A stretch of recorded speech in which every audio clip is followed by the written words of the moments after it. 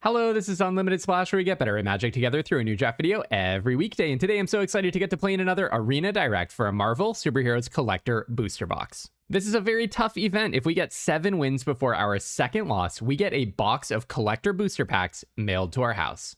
I have 1 boxes in Dragonstorm, Tarkir, MTG Foundations, Avatar, Lorwyn, Teenage Mutant Ninja Turtles, Bloomburrow, Secrets of Strixhaven, and you'll have to watch yesterday's video to find out if I've won one in Marvel yet. But I have 1 more run left in my budget, so we are going to buy in and hope that we open some sweet rares. I will say, I have found the commons and uncommons carry a lot of weight, but it is a format with some incredibly strong bombs.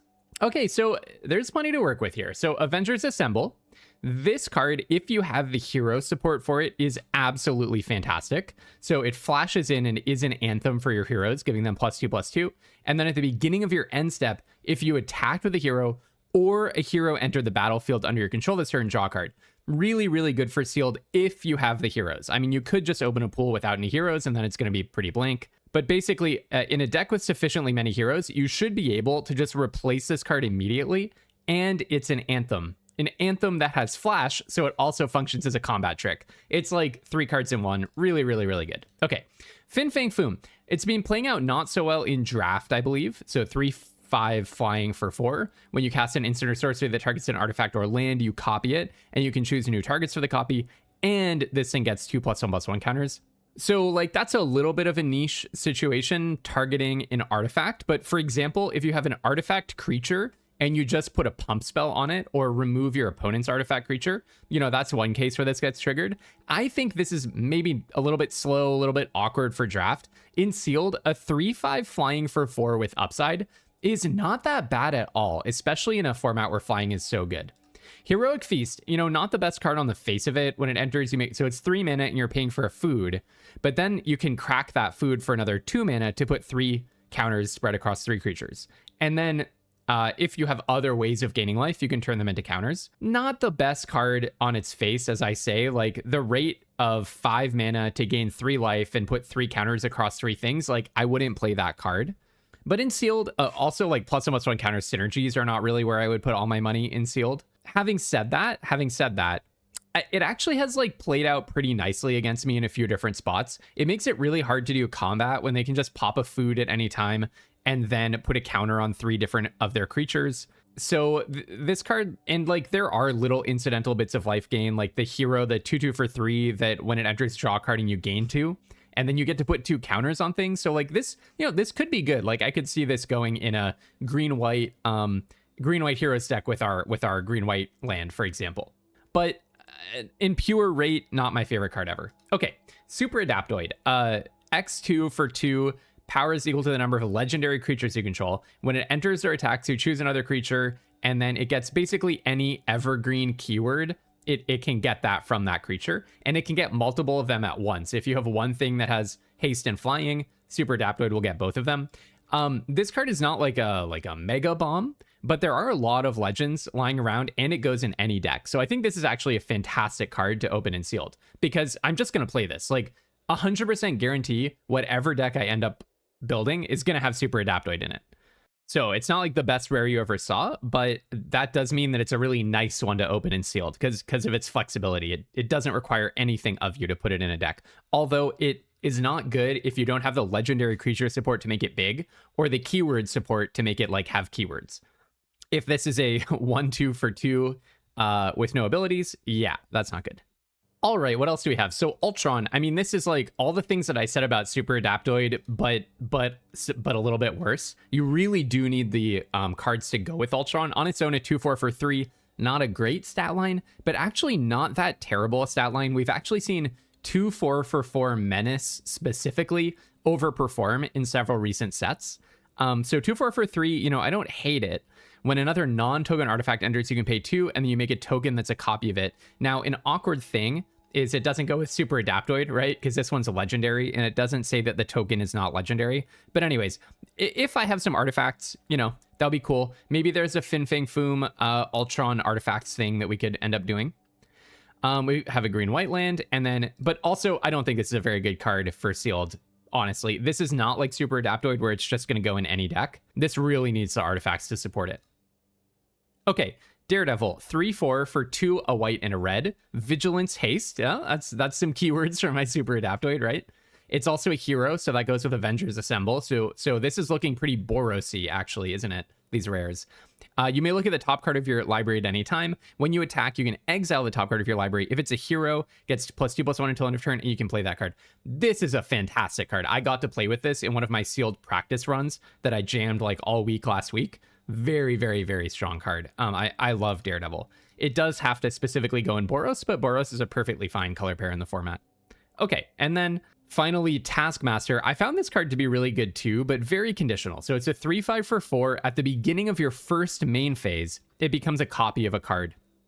And that card can be on the battlefield, a copy of a creature that can be on the battlefield, or it can be in a graveyard. And it keeps it maintains being Taskmaster. So the thing is, importantly, this only lasts until your next turn. So when you go to untap or whatever, it's going to turn back into Taskmaster, and then you can copy something else. So it can keep turning into something. I did also get to play with this card. It was really good, but I will say, because you play it during your main phase, it's a 3/5 for 4 for an entire turn. And 4-drops that have no protection and no enters the battlefield effect, there's a limit on how good they are in contemporary Magic, especially in a format that's playing out very play to the board, creature-centric, rate-based like this one. There's going to be a lot of competition for the 4-drop slot. So Taskmaster can be strong, but in a vacuum, it's not like a massively powerful card. By and large, you really want to limit how many killable 4-drops you have that don't do anything immediately. Okay. All right. So let's see what our commons and uncommons have. I mean, my rares give me a preference to be Boros, but, you know, not so strong that the commons and uncommons couldn't override that, of course.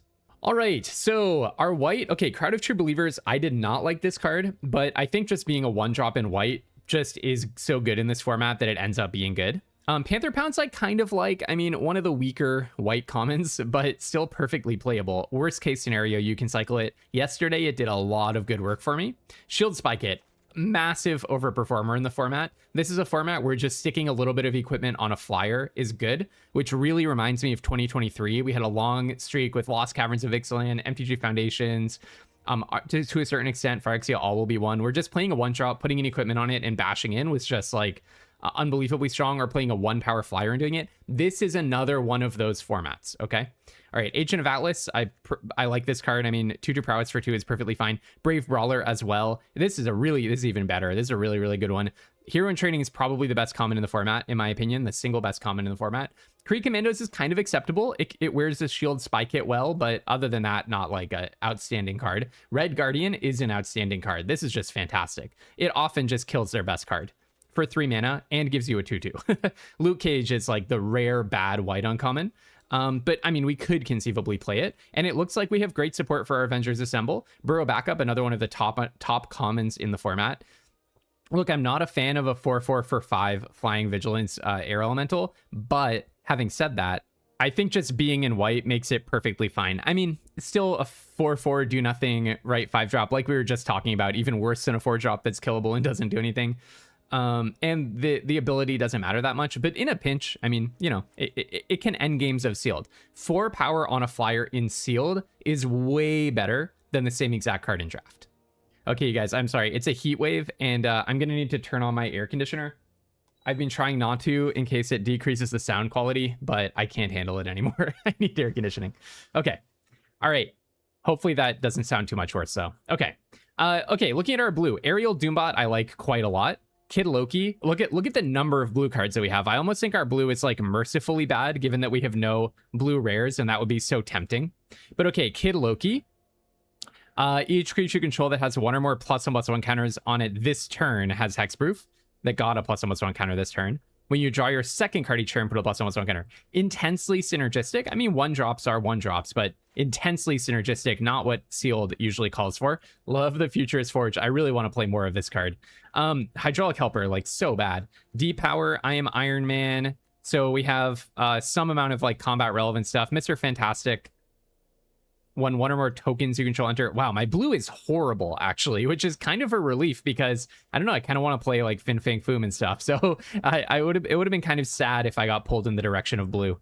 By the way, hot take, like, just don't play these, like, 2-mana blue cards with Defender that they keep printing. Every set they play a 1 in a blue Defender that's slightly overstated. Every set, it's always awful. Maybe there's an exception. I challenge you to find the exception of a 1 in a blue Defender creature that's slightly overstated in a recent set that actually was good. Feels like every time they print it, and you should just never play it. Okay. Oh yeah, and like another thing is like a restriction on the mana that it produces. That category where it's 1 in a blue that produces mana with a restriction, that's always pretty bad, but sometimes a little bit more playable, but still always pretty bad. And they've combined them both into one extra bad card in this set. Okay. Agents of Hydra. Dark Deed is really, really nice. Love having -4/-4. Widow's Bite is like passable and sealed. -2/-2 just does not kill that much stuff. Yellow Jacket's got to be really good, I think. I mean, it is understated. It is an understated card that you have to make have appropriate stats, so that weighs against it. But at the same time, it's a flyer that's almost on curve. Claw is fantastic. I mean, this has to be one of the best uncommons in the format. Well, one of the best cards in the format, frankly. Every time they print this, it's great. This card is no exception. Grim Reaper. 3/4 for 4. When it attacks, you may pay 4. When you do, return a creature from your graveyard to the battlefield tapped and attacking with a finality counter on it. I'm betting that's pretty good in sealed. Cards that are just like, you know, it is a 4-drop that doesn't do anything on entry, but they kind of have to deal with it. It can attack through a lot of boards, and they just have to handle it. This is a kind of a card in sealed that you don't want to spend your precious removal on, but you just kind of find that you have to. Hydra Infiltration, I love the black common that makes the opponent discard 2 cards in basically every set in sealed. Usually not good in draft. Unliving Legionnaire is like perfectly fine. Madam Mask is another one of the fantastic uncommons in black. So our black is looking overall quite good, actually. Dark Deed, Yellow Jacket, Claw. Grim Reaper is perfectly playable, probably. Hydra Infiltration I like. Madam Mask is phenomenal. I mean, we just have 2 hugely good cards, Claw and Madam Mask. And also some removal that pulls us into black. And I think Rocks and Brutes is good as well. Okay. So Stark Industries Executive, unfortunately, for those of us who love grindy, slow value, I think this was the worst performing common that had over 1,000 games played in the sealed event type, at least. Blazing Crescendo. I love Blazing Crescendo. It's been playing out so badly in this format because red is performing so badly. But with that said, I'm thinking mostly about being Boros, although I guess maybe I could go Rakdos. That's like a tough sell, though. The goodness of white in sealed seems to often be enough to compensate for the badness of red. A thing about Blazing Crescendo, it's just fundamentally a good card. It's a good combat trick. It's good at pushing damage in your aggro deck, and it replaces itself, right? Because it only costs 2 mana. You can do it at instant speed. It's just so easy to organize this in a deck that has a low curve in such a way that you always get to play the card that you flip off of it. And in a set where a lot of it is about just dealing damage with flyers, I'm very happy to be playing Blazing Crescendo. Okay, Hulk Smash, good to have some removal in red. This is a bite spell. Kunlun Warrior, just a classic red 2-drop. Loki Lafacin. I think a 2/1 is a little understated, and the copying ability is not so great. That said, copying Blazing Crescendo is kind of awesome. I had an opponent, just check out my game from yesterday if you don't know what I'm talking about. I had an opponent do something amazing with copying Blazing Crescendo. Hugely inspirational move by them. Okay, 2/2 for 2 haste. When you cast a non-creature spell, you may pay 1. When you do, target creature with haste can't be blocked. It gets haste shadow, haste walking.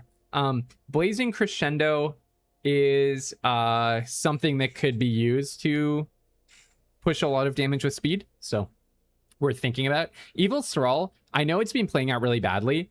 I'm a sucker for a steal effect, honestly. I think a steal effect that gives you a little extra when it leaves behind a treasure, like in Foundations, giving it to you until the end of the next turn.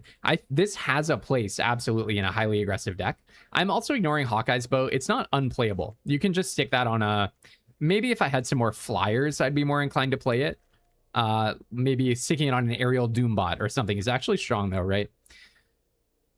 Human Torch Johnny Storm. It goes with heroes and it has evasion. It's a Wind Drake, a 2/2 for 3 flying, which is not a good stat line. But flying is really good in the format, and if you just have a density of flyers, you can just like win games. Crimson Operative. It's understated, but I like the rate on it. I guess the Machinesmith could be playable if you have a lot of artifacts, but not a good card. Fin Fang Foom, also not necessarily a good card in a vacuum, but like we said, in sealed, it can just win games. And Kree Sentinel. So my red is looking pretty stacked. It is the worst color usually, but I have probably more than twice as many red cards as blue cards. Like literally just number of cards, not even thinking about playables. So that's funny. Okay.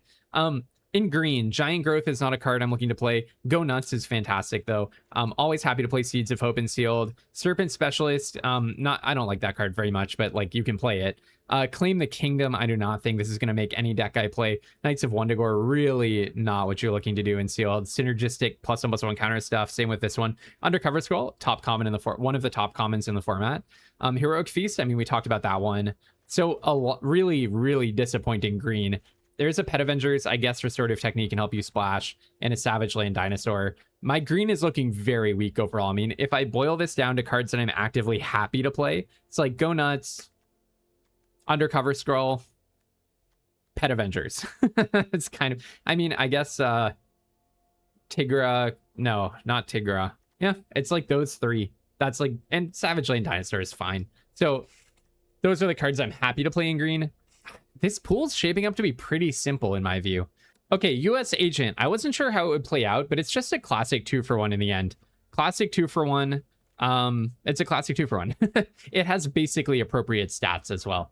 Speedball, you know what? Speedball's not great, but you know what is great?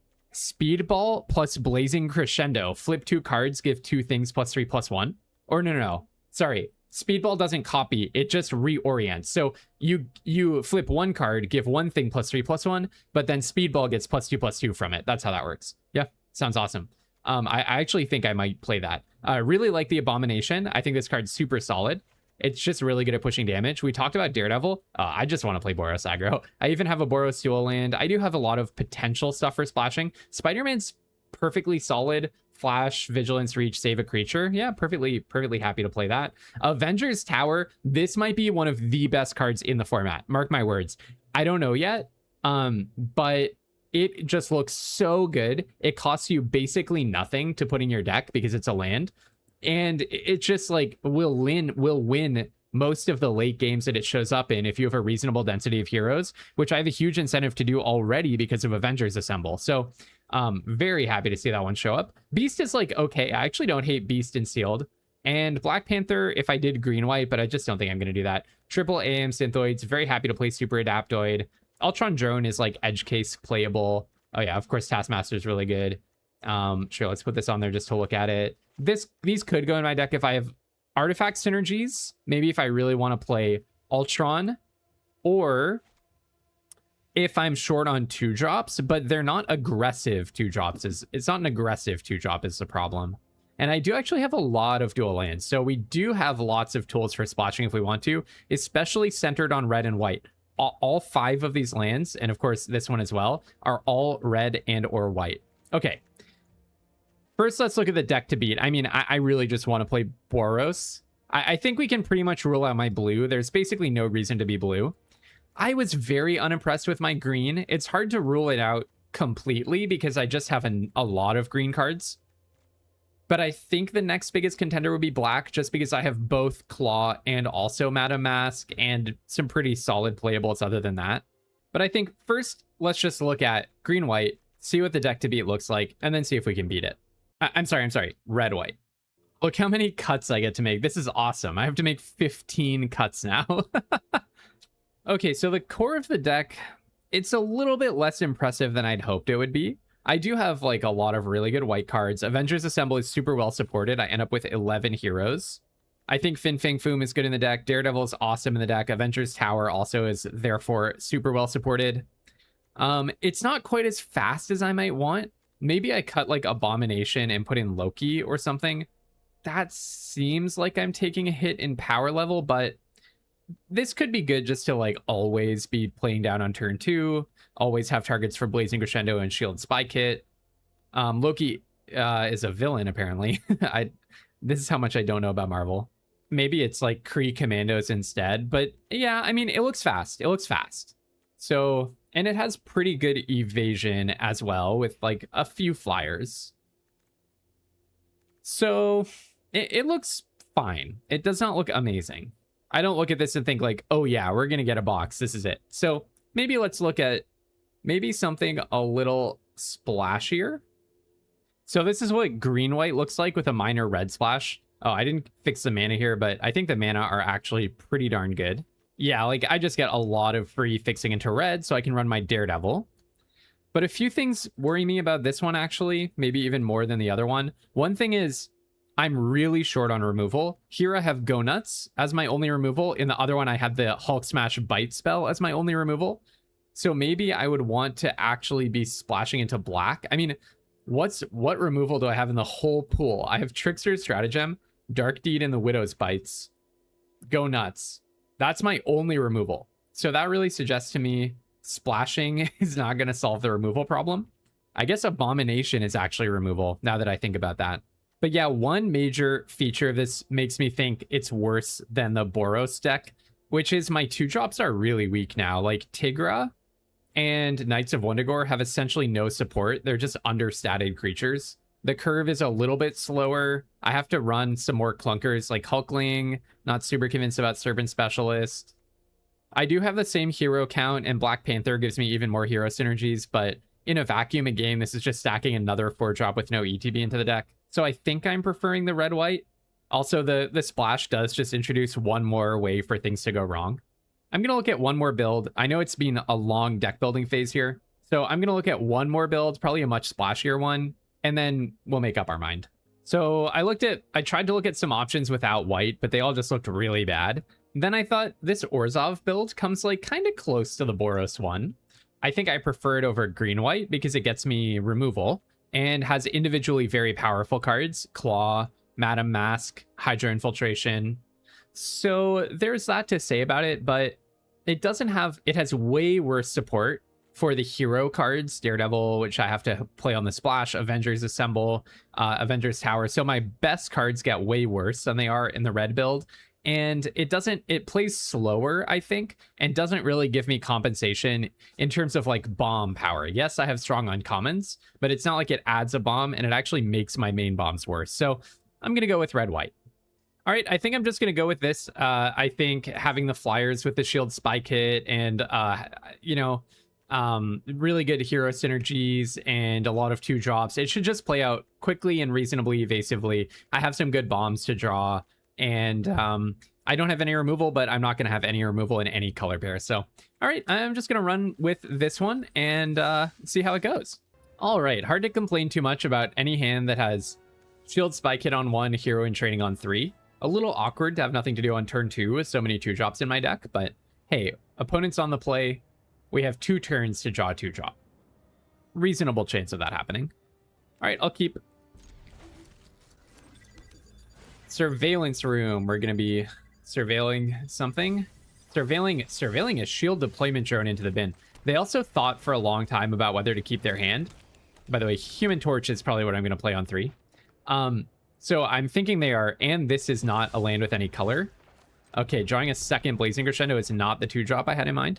So I'm thinking they might be having mana issues. It was a hard decision for them to keep their hand, and then they threw a really good card into the bin, or not. Or not. Maybe they have only lands, and that's the situation. Okay, so... yeah, I'll go ahead and play Human Torch. Maybe I can do some scrying. If I draw a land, I can scry and then draw whatever I scry with Hero in Training or something. Blazing Crescendo could help me flip a land, but really what I want to do is play Daredevil. Definitely just take that. That's not a land.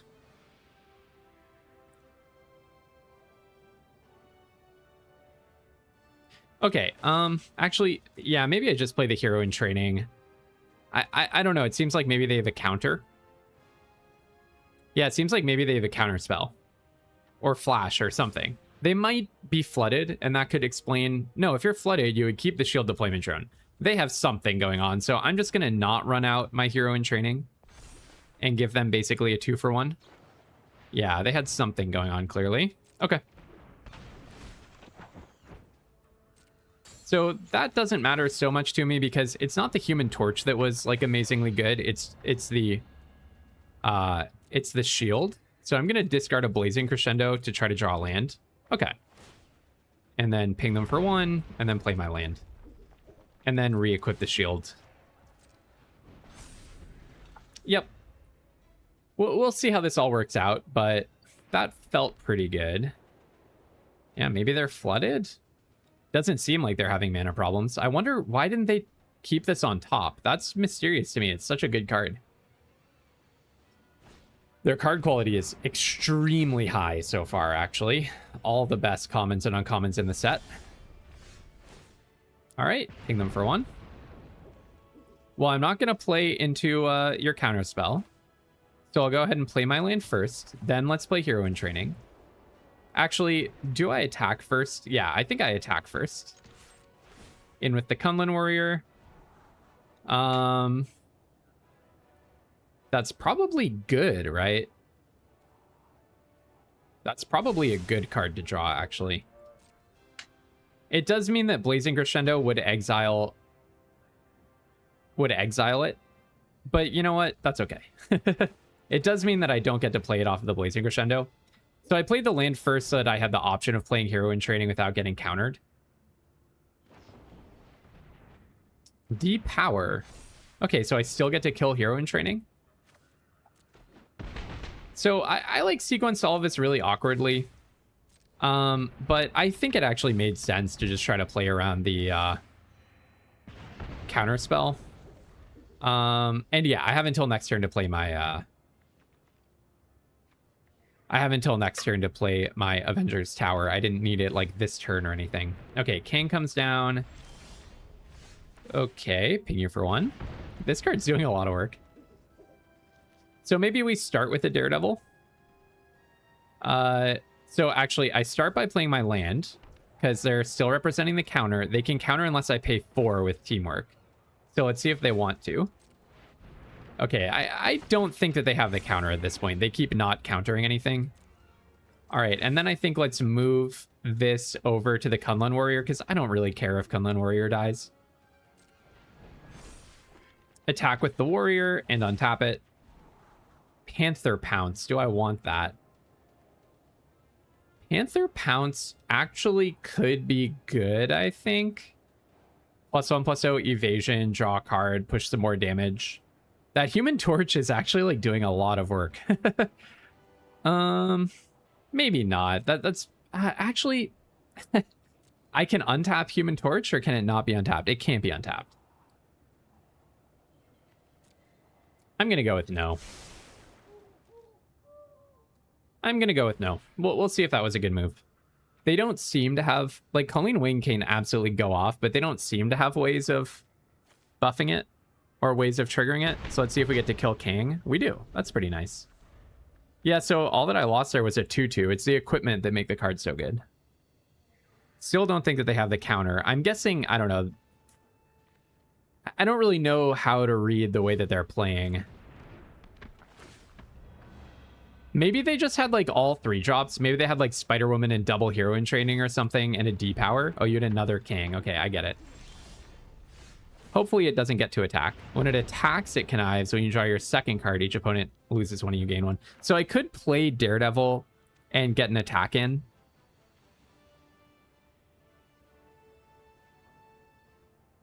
But they can kill the Daredevil. So I play that. So they're tapped out. So this is my moment to resolve Daredevil.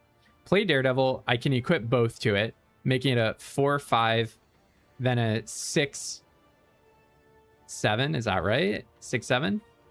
Feels like it should be 6/8. Sorry, a 5/7. Okay. Attack with a 5/7. They can easily kill it.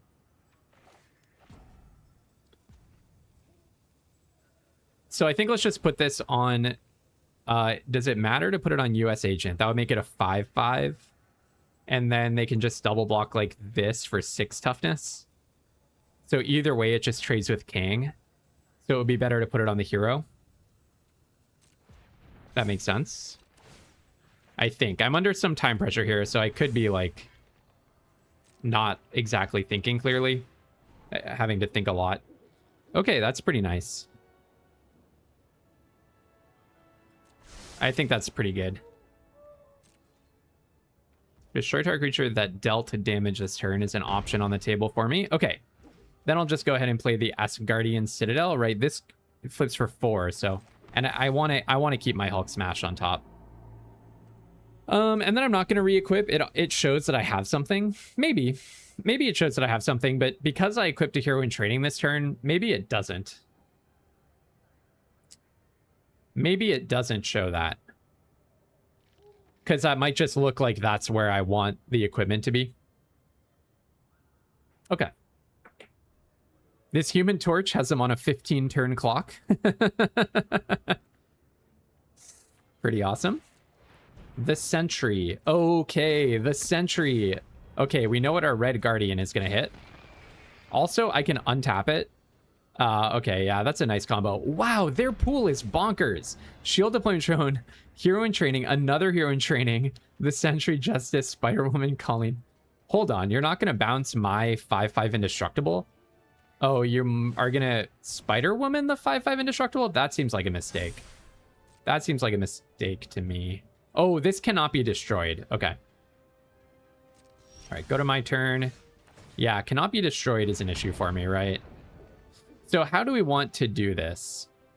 So I can put the shield spy kit on the void. Untap it. They're gonna tap it down with Spider-Woman, but then I can Hulk Smash Spider-Woman at end of turn.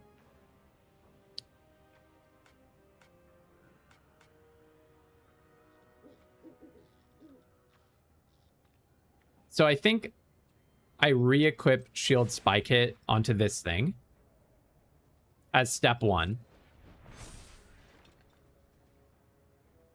I'm really surprised that they didn't bounce the 6/6 Indestructible. But yeah, I have no removal, so... So if I play Daredevil and equip, that really doesn't give me anything. So I guess I just go to attack with this card, untap it. Put the mountain on the bottom. They'll block it, of course. But now I have a blocker. They're going to tap that thing down at end of turn. But then I'm just going to shoot something into Spider-Woman. Now, what's my plan? I mean, I could always activate the Human Torch at end of turn. The problem is the Sentry kind of blanks the Human Torch. I think I might be flipping Avengers Tower and using Hulk Smash. I really want to get Daredevil down, and if I get Daredevil plus equipping everything onto him, then I can start attacking with it. The only issue with that is I don't get to play whatever I flip because it's too slow. All right, so you tap this down, then I think you probably are going to attack me. Can I just kill Justice by blocking with Johnny Storm? Should I level up Johnny Storm and block Justice rather than just killing Spider-Woman here? I don't care about taking 5. Or getting to attack doesn't really do that much for me. So yeah, I guess let's just flip Johnny Storm or power up Johnny Storm and block Justice. It's begging for them to use a combat trick on me, but I don't think I get that much from killing Spider-Woman here. I just need to do it in the long run. I don't specifically need to do it next turn. Oh, do they have Destroy Target Creature that dealt damage this turn? No, they don't. Okay. That was a little mysterious. I'm not sure what the game plan was there. So now maybe I play Daredevil. I think I want to not be taking 5 every turn. But do I really want to block with Johnny Storm? That card feels important to me. I think let's start by playing Daredevil, see what the top card of our library is.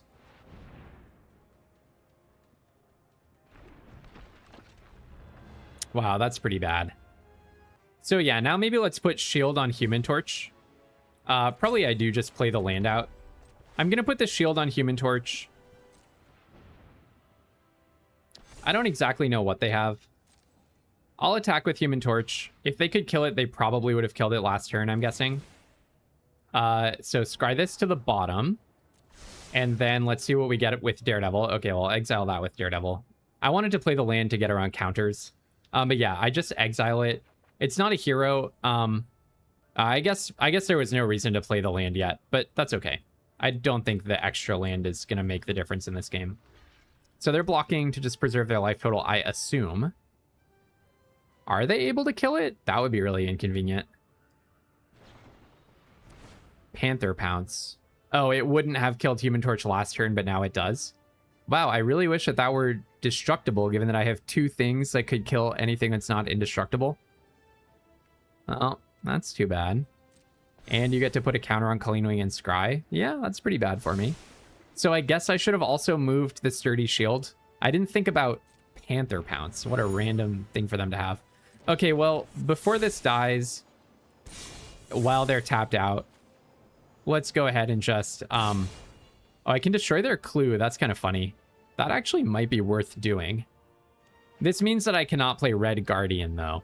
But I think it's time. Oh, but they can just pop the clue in response, so I'll just do this. All right, shoot this into Spider-Woman. Do you also have a counterspell? I think they're just getting priority because of the clue. I guess King, yeah. It can start draining me. No, too bad for the Human Torch to die. Yeah, I guess I should have re-equipped Sturdy Shield. Oh, what can you do? All right, I'm going to go ahead and move this over to Daredevil, probably. Actually, no, because Hero in Training is a good blocker. I'm going to put this on US Agent, I guess. Yeah, so I sequenced slightly wrong. Now they get to draw a bunch of cards. And they're crashing in for a lot in the air. This feels pretty weak. It's just that my lack of removal, like, I actually had 2 of my removal spells, Hulk Smash and Red Guardian. It's just that Indestructible is a big deal. But, and their card quality is off the charts. The average quality of cards that they've played is just incredible. Yeah, I guess I should have re-equipped the Sturdy Shield, huh? Interesting. Now that Human Torch is gone, I really want to find ways to put pressure on them. Really want to see if I can get some attacks in. The problem is Vigilance Indestructible. So I don't really see how I can win this game. Maybe if I can give all my heroes +2/+2, that would help. Because, like, being able to attack through this thing is the crucial question. How do I get to start making attacks through the Sentry? Maybe suiting up Daredevil is just the way to go. I mean, I can just concede now. I'll play it out because technically there's a box on the line, but that's GG. I can't even fight down the Sentry. I can't even play that off of Daredevil.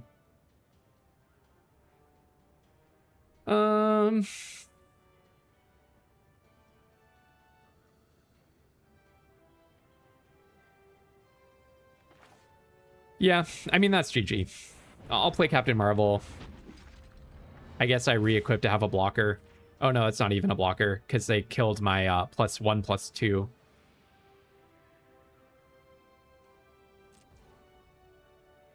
GG. There's no getting out of this. Pretty dispiriting game. They had really good card quality, but we were absolutely hanging in there with them until they just played Flying Indestructible Vigilance. And I mean, their cards were amazing. Atlantis attacks, all the best white and blue commons and uncommons. And I just had 2 things that say destroy target creature, basically. Well, that didn't do it. Yeah, that's disappointing. Maybe I try the blue-black? Like, Dark Deed would kind of have done it. I guess the issue... No, but if they had Atlantis attacks, like, saving my Human Torch is way too small ball to matter. Yeah, maybe attacking their hand. I mean, giving my stuff Death Touch would not have saved me there. No, I don't think I don't think I'm supposed to overcorrect like this. I think the white-black deck is just worse. I think the green-white deck is unplayable. Yeah, that's so disappointing because against so many of the bombs in the format, we would have done just fine.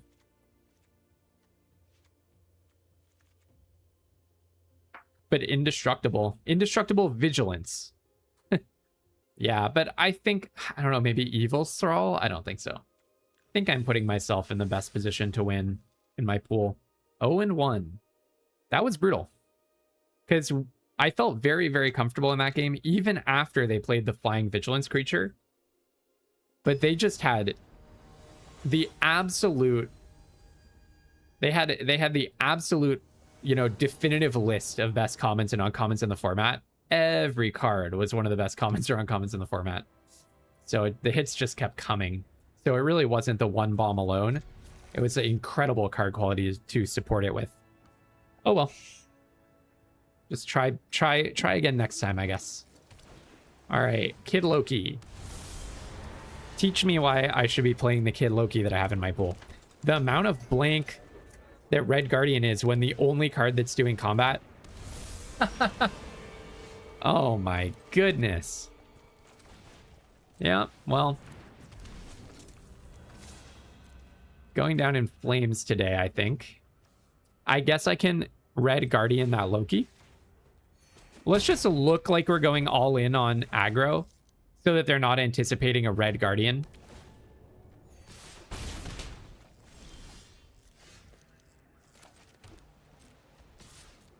I'm just going to do the same exact thing. Hold up Red Guardian for Loki. They may have a counter here, but I think it's more likely that they're just having mana problems. Just don't play any equipment, please.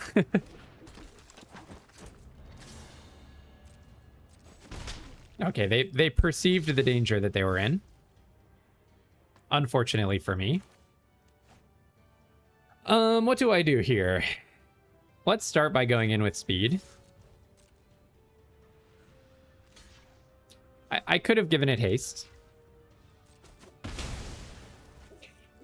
I guess I probably should have given it +1, but I think this holding back Loki matters, because now I think we're going to bait their counterspell. Okay, they don't have a counterspell. And then I guess I just play Asgardian Citadel. I think holding this back as a blocker is kind of nice. All right. So we're getting somewhere here. I could have played this to give it haste, because now I'm out of keywords. It's a little unfortunate. But I think let's just attack with Hero in Training. Let that just be 1 damage. Play the Avengers Tower. Just look kind of weak. Not do anything. Futurist Forge is okay by me. I'm playing it a little slow. The opponent is now getting value, so probably time to speed it up. They get a counter here. I just don't want to look like... Oh, I forgot to activate Avengers Tower. That's so funny. Okay.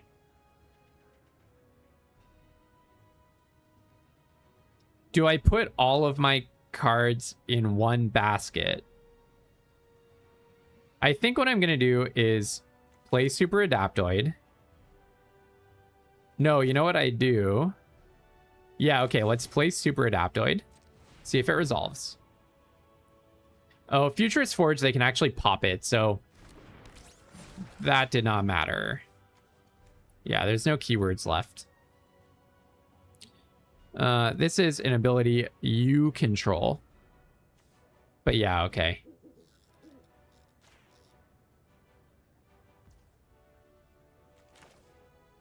Go ahead and play a land.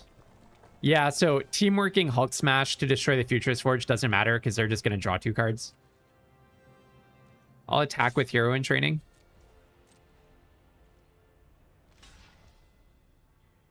I guess I'll take the free card here. So if they have some interaction on this, then I get to kill Loki. Okay, now right now we're going to kill Loki. Actually, no. Let's see what Blazing Crescendo turns up first. Yeah, we'll see what Blazing Crescendo turns up. I guess I may as well gain a life here. Doesn't really matter. So this happens. Okay, just get some silly land. Okay, let's go ahead and kill Loki.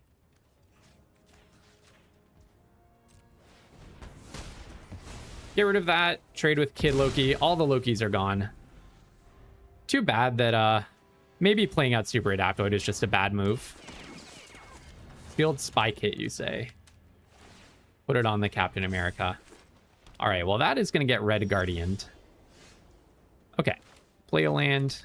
Still feeling so silly that I forgot to do my Avengers Tower. Maybe I would have hit this Brave Brawler.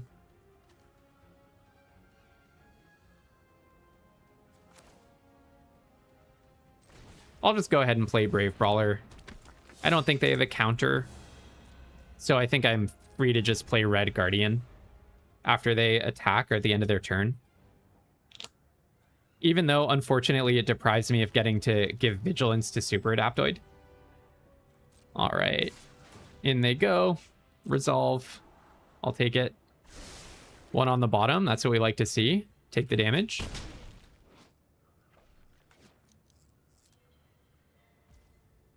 All right. End of turn. I'll attempt this. See if it happens. So get rid of Captain America, please. All right. Abomination's kind of good. I don't really want to overextend, though. So I think I just go in with the team. Sounds about right. I don't know what they could have here that would punish this. I'm sure there's something. Give this guy lifelink, please. Go to damage. Do I want to... Yeah, I think I would rather activate Avengers Tower than upgrade Brave Brawler or play Abomination. Playing Abomination without the power-up just gives them extra info about what's coming down. AIM Scientist is fine. And I think the value is more important than just putting more stats on board right now. Maybe because I'm an aggro deck, I should have done the extra damage. Killmonger. Yeah, but this is the kind of thing I was afraid of, like just over-investing in one creature. So are you going to sacrifice AIM Scientist? No, that makes sense. I probably wouldn't either if I were you. Well, now that I see this, I really want to be able to attack through with a creature. So this is counterintuitive, but now I actually think I do upgrade the Brave Brawler. This is... I should have done this. Like, now that we know that this was the line, it would be better if I had done that and put them to 5 and put myself to 22.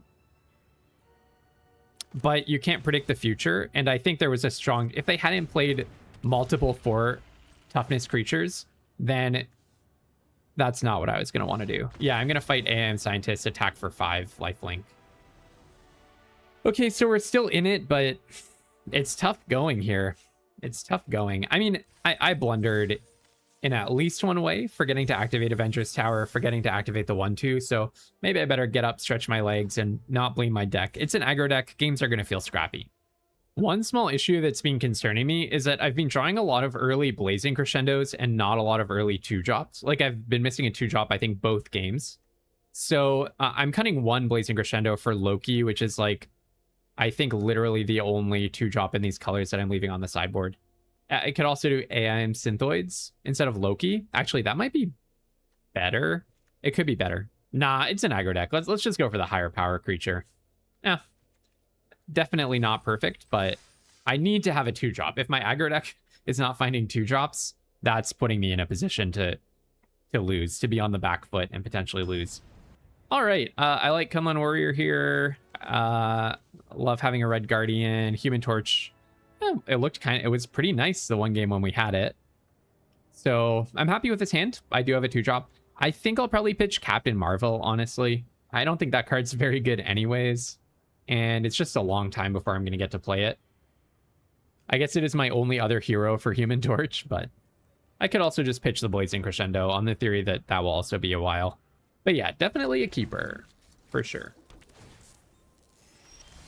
Okay, well, Spider-Man's a nice one. That's a hero. I certainly know enough about Marvel to know that Spider-Man is a hero. So they're in blue-black something. I do need to find a land, so I'll definitely be pitching something here. Maybe one of my many 3-drops. Oh, because it came in tapped. Okay, I absolutely must find a land. Let's just pitch the 5-drop. I'm going to have lots of stuff to do with my mana. Oh, wow. I am on also 17 lands in my aggro deck because I do have some mana sinks. So if I can't even find a land here, that's rough stuff. Oh, their deck is looking awesome. A lot of colors, though. 1, 2, 3, 4 different colors already. And I'm the one who's getting mana screwed.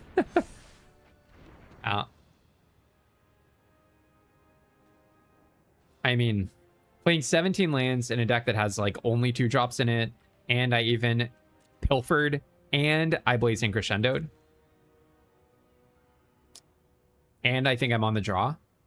I'm on the draw, pilfered, Blazing Crescendoed. and playing 17 lands and 2 colors. And my opponent in 4 colors has curved out against me and hit every land drop. Cool. That's really cool.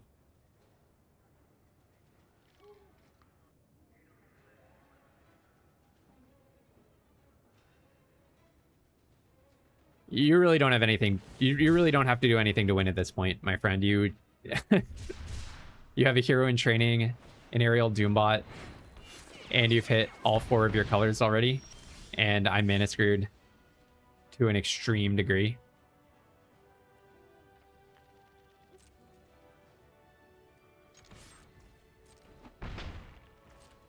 I don't think there's a lot of thinking that you need to do.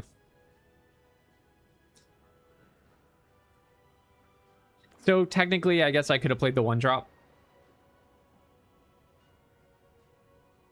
to get maximum value, but my assumption was that they were likely to do this, so I just want to fight this into that. If they have a removal spell, whatever. Again, like every move loses, so just trying to keep my life total preserved for as long as possible, I suppose,